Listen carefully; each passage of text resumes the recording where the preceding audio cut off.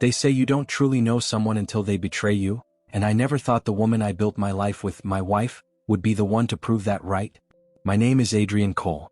On the outside my life looked perfect. I was the successful businessman who had worked his way up.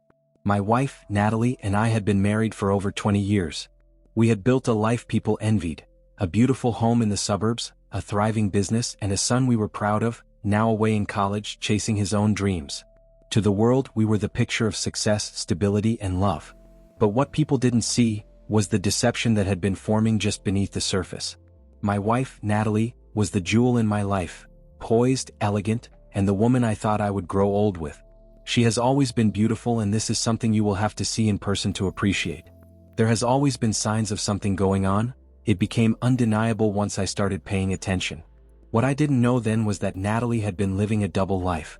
While I was pouring my time and energy into my company, working late nights to ensure we maintained the lifestyle we both enjoyed, she was seeking excitement elsewhere. His name was Ryan. Young, confident, and just reckless enough to appeal to someone who wanted to feel alive again. I didn't see it coming. Why would I? Natalie had always been the grounded one in our relationship, the one who kept our home and family together while I chased success. I trusted her completely, and that trust blinded me to the changes that, in hindsight, were glaringly obvious. I wasn't supposed to be home that night. My business trip was planned for 4 days, but an unexpected cancellation brought me back early, just in time to notice something that didn't sit right. I arrived at our house around 9 p.m., tired but looking forward to surprising Natalie. When I stepped into the quiet living room, the first thing I noticed was the emptiness. Natalie wasn't home. At first, I didn't overthink it. Maybe she had gone out to visit some friends or run errands. It wasn't unusual for her to step out for a bit, and I figured she'd be back soon. So, I settled into my office to catch up on work, assuming she'd walk through the door any minute. But as the hours ticked by and the clock struck midnight, a knot started to form in my stomach. By the time 2 a.m. rolled around, I couldn't focus on anything else. My calls to her phone went unanswered, and I convinced myself not to jump to conclusions. Maybe her battery had died. Maybe she decided to stay with a friend. The next morning, just as I was starting to draft a message asking where she had been, I heard the front door creak open. Natalie walked in like nothing was out of the ordinary. She was dressed casually, her makeup subtly freshened, and she carried herself with an ease that made my concern feel almost ridiculous. "You're back early," she said, startled to see me. Her expression quickly shifted, though, into something too smooth, too controlled. "Yeah, trip got cancelled," I replied, watching her closely. "Where were you last night?" "Oh," she said with a casual laugh, waving her hand dismissively. "I stayed over at Khloe's. We got caught up talking and it got too late to drive home." Her response was too quick, too polished. Khloe, her closest friend, was always her go-to excuse when she needed a story to cover something up. I wanted to press her further, but a part of me hesitated. Was I being paranoid? Or was there something beneath her nonchalant demeanor that I wasn't seeing? Instead of arguing, I decided to let it slide. "All right," I said, my tone neutral. She gave me a quick kiss on the cheek and headed upstairs, completely unaware that my doubts were already taking root. I couldn't shake the feeling that something was off. Days passed, and one thing started to stand out: the way she'd keep her phone angled away from me when texting, and her increasing use of her phone when I'm around. They painted a picture I didn't want to see. I needed answers, but I didn't want to accuse her outright. If I was wrong, it could destroy our relationship. So, I decided to hire a private investigator, a professional who could either put my mind at ease or confirm what I feared. The investigator got to work immediately. Over the next month, she followed Natalie's movements with precision, logging every suspicious outing and interaction.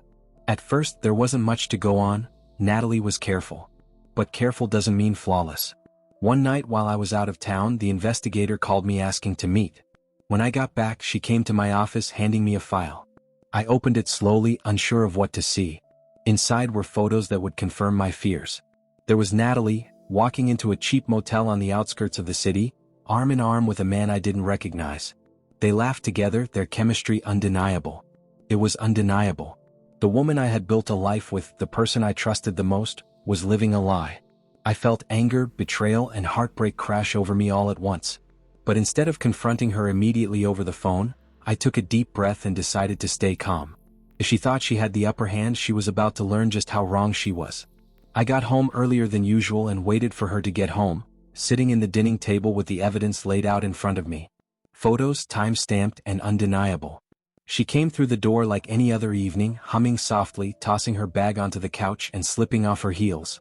"Natalie," I said, my voice cold and even. She glanced at me with a half-smile.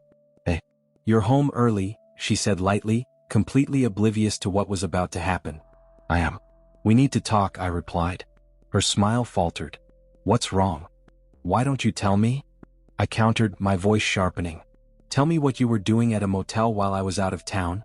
For a brief moment, I saw panic flash across her eyes. But she recovered quickly while forcing a fake laugh.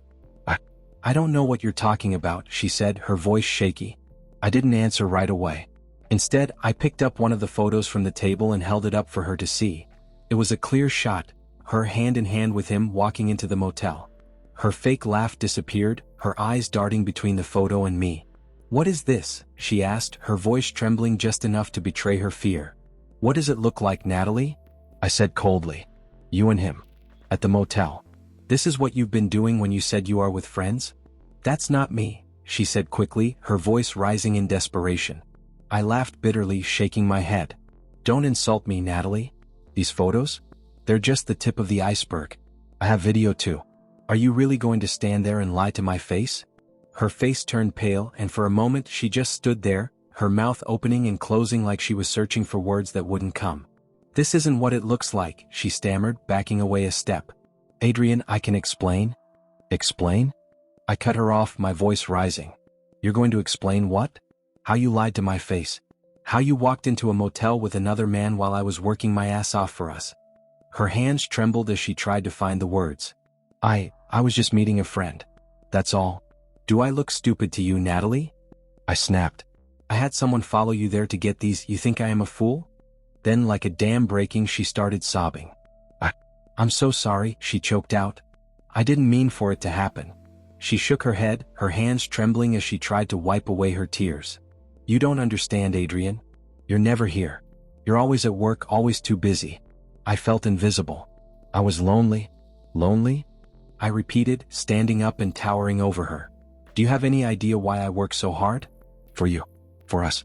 To make sure you never had to worry about anything. And this is how you repay me?" "I'm sorry," she whispered, barely audible now. "I was wrong. But I still love you, Adrien. Please, we can fix this." I stared at her, feeling a mix of rage and disgust. "Fix this?" I echoed bitterly. "How do you fix something after you've ripped it apart? You don't love me, Natalie, and you don't even respect me. If you did, you wouldn't have done this."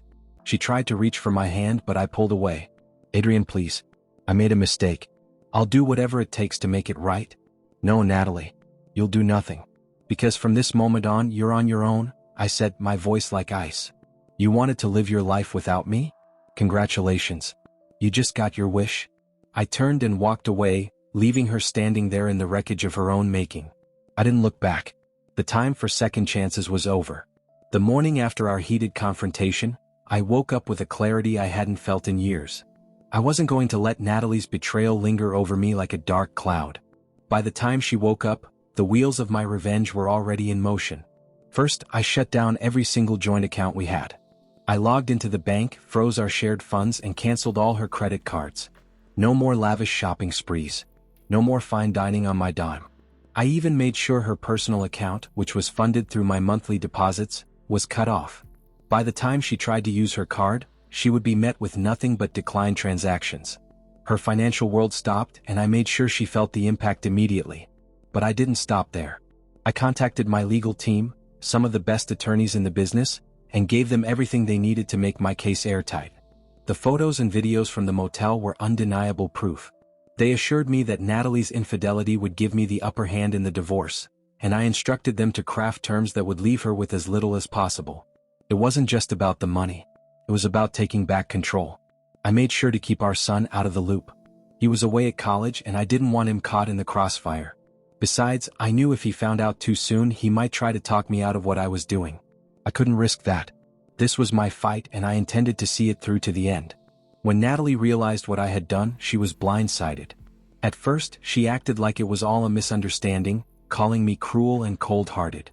But as reality sank in, her desperation became evident.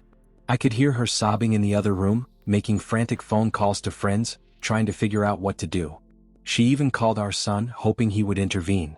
I can only imagine her surprise when he didn't take her side. When Caleb heard the full story of what she had done, how she had betrayed me and disrespected our family, he chose to remain neutral. "This is between you and Dad," he told her firmly. "I'm not getting involved." With no financial support and no one to lean on, Natalie was forced to sell off her possessions. Her designer handbags, her expensive jewelry, even the car I bought her, all of it went up for sale. It was heartbreaking in a way, seeing someone who once basked in luxury now scrambling to make ends meet. She moved in with a friend, relying on their charity to get by. As I watched her life crumble, I didn't feel joy, but I didn't feel pity either. She had made her choices, and now she was facing the consequences. For me, this was just the beginning of reclaiming my life and ensuring that no one would ever take advantage of me again. When Natalie and I separated, I expected her to find comfort with the man she was cheating on me with. What I didn't expect was for her to lean so heavily on Khloe, her so-called best friend. Khloe had been part of our lives for years. During our fallout, she became Natalie's confidant. From what I heard, she offered a shoulder to cry on, reassuring Natalie that she would survive the chaos she created. Khloe even reached out to me once, not to take sides, but to acknowledge the mess Natalie had made of our marriage. I wasn't sure what to make of her then, but over time I would. Our paths crossed again months later at an event. I wasn't planning to stay long, but Khloe approached me with a calm, genuine expression. She asked how I was doing, not out of politeness, but with an undertone that suggested she really cared. "I never understood why she did that to you, Adrien," she said, her voice soft but firm. "You gave her everything." I didn't know why her words struck me the way they did, but they stayed with me. After that, Khloe would occasionally text to check on me. Those casual exchanges turned into longer conversations. For the first time, I felt like someone saw my side of the story, like someone understood the betrayal I'd endured. Eventually, we started meeting up, first for coffee, then for dinner. She didn't shy away from the truth. She admitted that Natalie's actions baffled her too.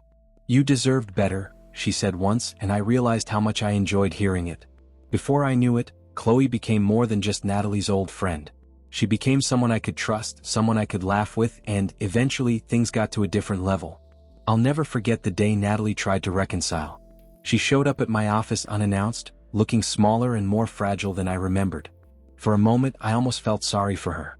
Almost. "Adrien," she said, her voice trembling, "please? I made a mistake, a terrible mistake. But we've been through so much together. Don't throw it all away."